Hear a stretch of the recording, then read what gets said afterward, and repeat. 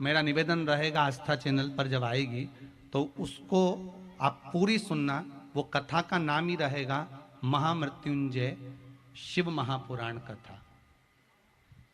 कौन सी कथा रहेगी? महामृत्युंजय शिव महापुराण कथा।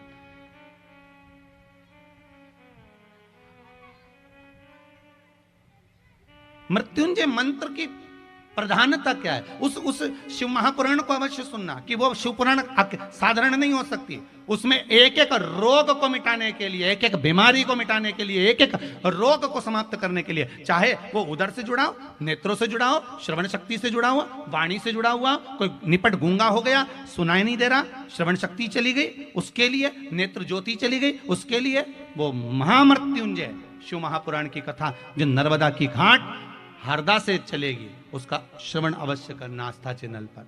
महाराज साधारण नहीं हो सकता।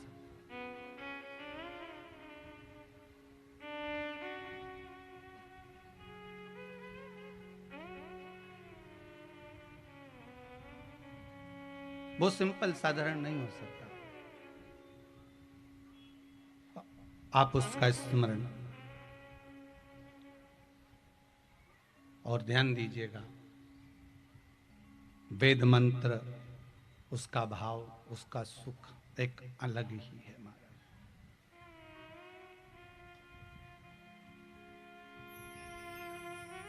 उसका भाव, उसका सुख एक अलग ही, उसका आनंद कुछ दूसरा ही। श्री शिवाय नमस्तुभ्यं। श्री शिवाय नमस्तुभ्यं।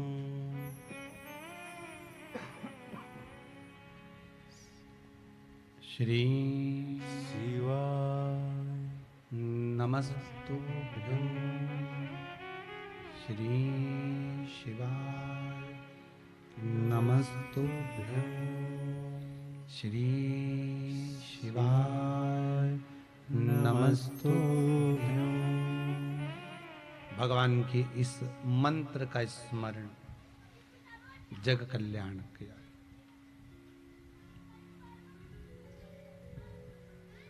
रोग मुक्ति के लिए मक्खन के शिवलिंग का निर्माण है महाराज। मक्खन के शिवलिंग रोग मुक्ति के लिए। आप शिव की आराधना में लगे हैं, भगवान शंकर की आराधना में डूबे हैं, शिव भक्ति में डूबे हैं, तो सुख मिलना।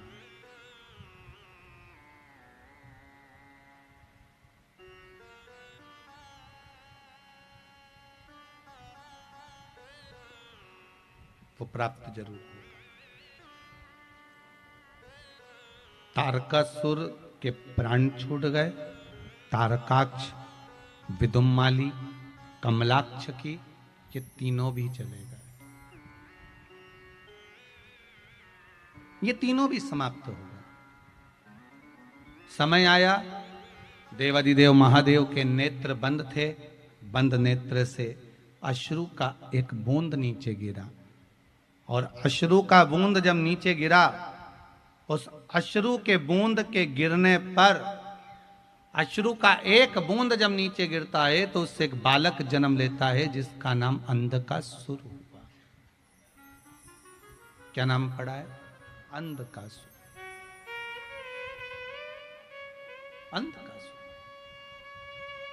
और वो अंधकासुर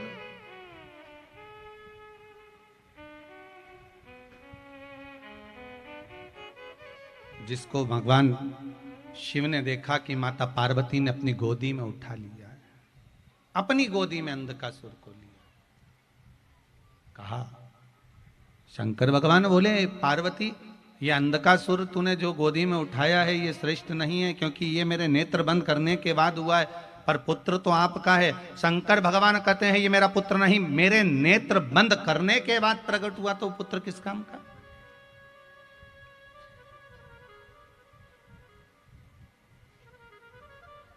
वो पुत्र किस काम का? जो नेत्र बंद करने के बाद प्रकट हुआ, उस पुत्र की परिभाषा क्या है? माता पिता जिंदा हैं तो कभी 2 रोटी नहीं खिलाई है। माता पिता जीवित हैं तो कभी प्रेम के 2 वाणी नहीं बोली है। माता पिता जीवित हैं तो प्रेम के कोई 2 शब्द नहीं बोल पाए। और मरने के बाद जब प्राण छूट गए, उसके बाद में गया जी में पिंड दान करने आ रहे हैं। पिंड नहीं कर रहे, पिंड छुड़ा रहे हैं।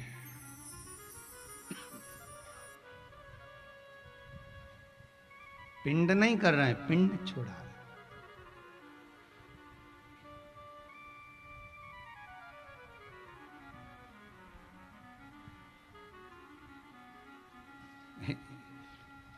एक पिंडा देने से पिंड छूट जाएगा?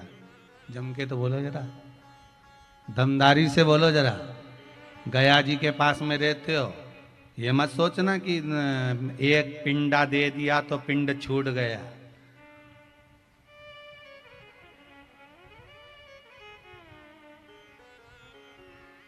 कई लोग कहते हैं गुरुदेव, जब गया जी का श्राद्ध कर दिया जाता है तो ब्राह्मण को भोजन नहीं कराना चाहिए। गया जी का श्राद्ध करने के बाद धूप नहीं देना चाहिए। गया जी का श्राद्ध करने के बाद गाय को रोटी नहीं देना चाहिए। गया जी का श्राद्ध करने के बाद, गया जी का पिंड करने के बाद में कुत्ते को भोजन नहीं दिया जाता। शिव महापुराण की कथा कहती है, तुम्हारे अंश में, तुम्हारे शरीर में तुम्हारे माता और पिता का भाव जुड़ा हुआ है। शरीर में जो ये मांस है, ये तुम्हारी माता का दिया हुआ है। शरीर में जो हड्डियां हैं, ये तुम्हारे पिता की दी हुई हैं।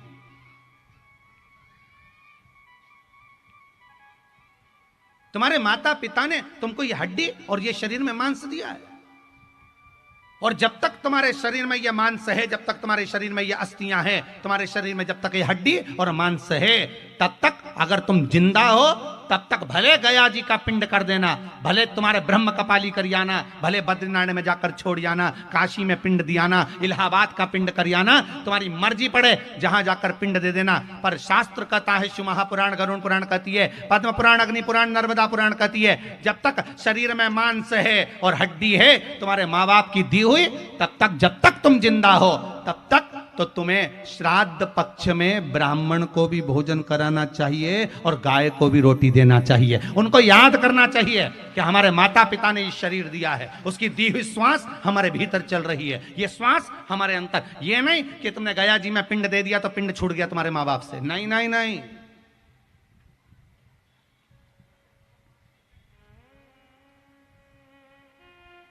वो छूटे नहीं है, वो जुड़े हैं।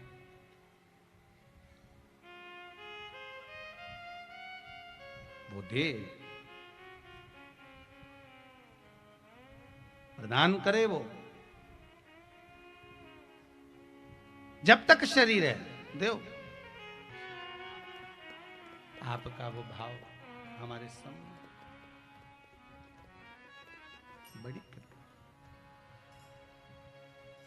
और जिस भाव के बल पर हम आपके दरवाजे पर आ जाएं, जिस भाव के बल पर आप हमें प्राप्त हो जाएं, वो निर्मल भाव इस चित्त वृत्ति में हो।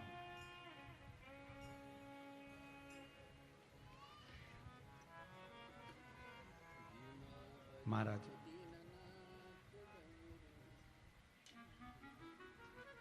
शिव महापुराण की कथा कहती है, अंधकासुर सामने दिखा, शिव जी ने कहा इसको समुद्र में फेंक दो। समुद्र में बच्चा है, मर जाएगा। शंकर जी कहते हैं अगर जन्म लिया है तो फिर वो जीवित रखने की जवाबदारी जिसकी है वो जाने का, तू फेंक दे, तो छोड़ दे इसको।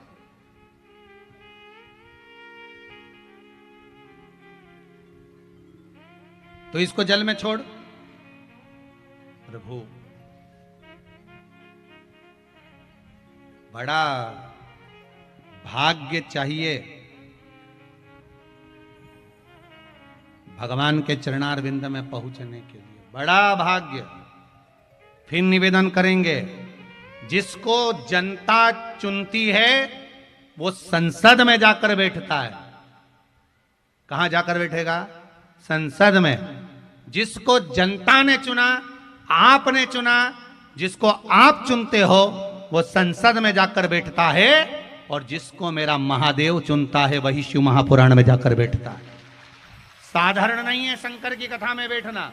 शंकर की कथा में वही पहुंचता है जिसको मेरे शंकर ने चुना होता, नहीं तो अच्छा नहीं पहुंच पाता।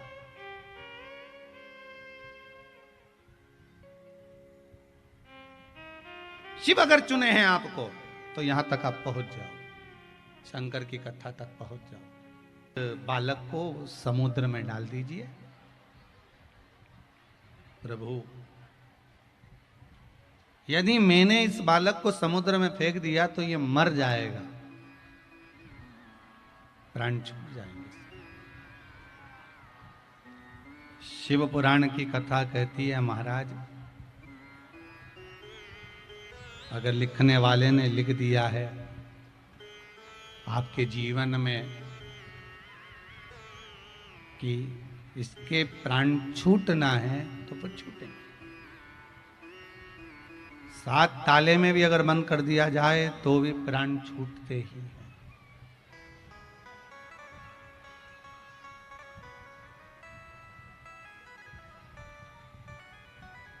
जो लिखा है उसे कोई टाल नहीं सकता। जो लिख दिया वो फिर टलेगा नहीं। बहुत ध्यान दीजिएगा, अगर टाल सकता है तो केवल एक ही टाल सकता है, वो मेरा देव अधिदेव महादेव। कौन टाल सकता है? जम के बोलो, महादेव। इसके सिवा कोई नहीं टाल सकता। लाखों के दुखड़े जो तू हर गया डमरू वाले, तो मेरे दुखड़ों को देख कर क्यों डर गया डमरू वाले। अगर टालेगा तो वही टालेगा, दुख मिटाएगा तो वही मिटाएगा।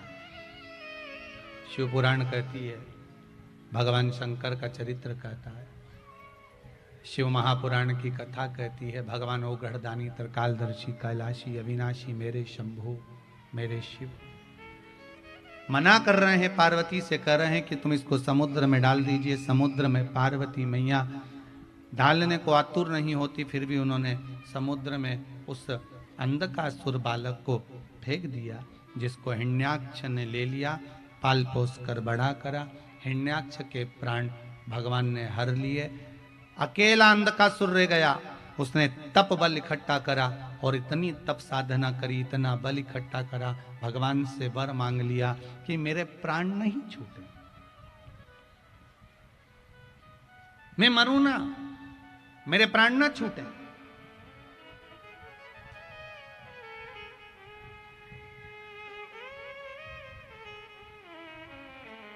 मेरे प्राण नहीं छूटना चाहिए, मैं मरूं ना। एक बात अच्छे से ध्यान रखना महाराज, ये लेन देन सब नीचे चलता है, ऊपर कुछ नहीं चलता।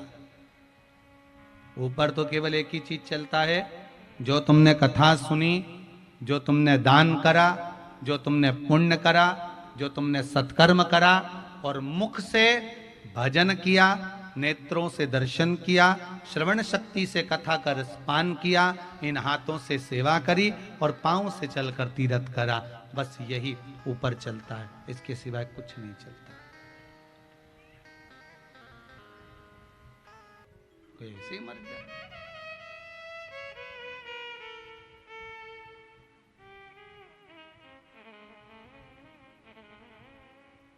वो बाण छोड़ा गया। मतलब ये निश्चित है कि मरना सभी को है, चाहे कोई भी हो। देखो, तुम चाहे बादाम खाओगे तो भी मरोगे, नहीं खाओगे तो भी मरोगे, ठीक है। रोटी खाओगे तो भी मरोगे, नहीं खाओगे तो भी मरोगे, मरना तो है।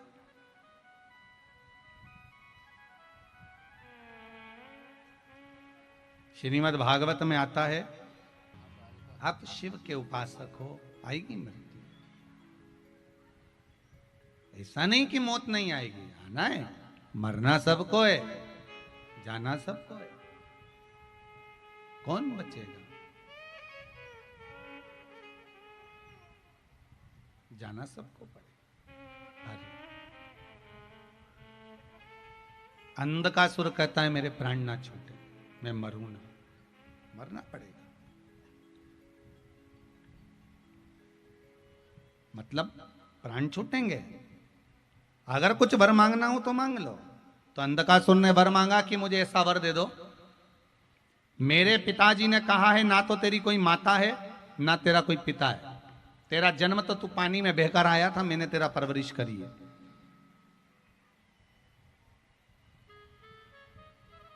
ना माता ना पिता,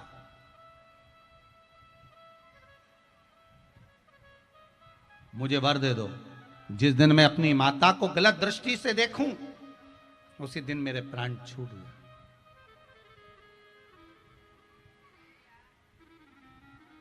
जिस दिन मैं अपनी माता को गलत दृष्टि से देखूं उस दिन मेरे प्राण छूटे।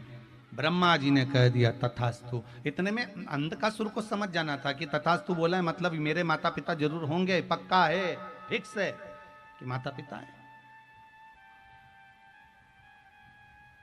ये पक्का है। अब आया समय, अंधकासुर एक दिन अपने सैनिकों से बोला कि जाओ मुझे विवाह करना है, जो सबसे सुंदर स्त्री हो, सबसे सुंदर नारी हो, उसको देख कर आओ, मुझे शादी करना, विवाह करना। दूतों ने आकर कह दिया जो सबसे सुंदर नारी थी उसको तो देवाधिदेव महादेव ले गए, शंकर जी के घर पर है वो। तो दुनिया की सबसे सुंदर अगर कोई जोड़ी है तो वो देवाधिदेव महादेव और माता पार्वती की जोड़ी है, बहुत सुंदर। पार्वती जी और शिव जी में सबसे ज्यादा सुंदर कौन है? दोनों में सबसे ज्यादा सुंदर शंकर और पार्वती में कौन है? भगवान शंकर। एक बार गणेश जी ने कह दिया था भोलेनाथ जी से, बाबा पिताजी भगवान विष्णु कितने सुंदर दिखते हैं, ब्रह्मा जी कितने सुंदर दिखते हैं, इंद्र देवता कितने सुंदर दिखते हैं, और एक आप राख लपेट के बैठे रहते हो, भस्म लगा कर बैठे रहते हो, गले में सांप बिच्छू टांग कर बैठते हो, कितने सुंदर हैं वो। ऐसे सुंदर तुम भी हो जाओ ना एक बार, मैं आपको देखना चाहता हूं एक बार सुंदर। शंकर भगवान बोले मेरे को सुंदरता दिखाना नहीं है। नहीं नहीं तुम एक बार जाओ गंगा जी में नहा के आओ। शंकर भगवान ने कहा नहीं मैं नहीं जा रही। गणेश जी तो रूठ गए। गणेश जी रूठ गए तो शंकर भगवान गंगा जी में चले गए। गंगा जी में से जैसे ही नहा कर शंकर भगवान आए, आते से ही गणेश जी के मुख से निकल गया कर्पूर गौरम करुणावतारम। गजब की सुंदरता है साहब, इतने सुंदर, गजब के सुंदर। सुनते ही गणेश जी महाराज ने अपने पिताजी से कहा पिताजी मुझे एक वर चाहिए। शंकर भगवान बोले क्या वर चाहिए बोलो। गणेश जी बोले जैसे तुम पहले थे वैसे की वैसी हो जा, वापिस राख लपेट लो, वापिस भस्म रमा लो। भस्म रमा लो? हाँ। वो क्यों? शंकर भगवान ने पूछा वो क्यों? गणेश जी बोले पिताजी बस आप भस्म लगाओ पहले। भगवान शंकर ने पूछा सुंदर है, अंधकासुर कहता है तो मैं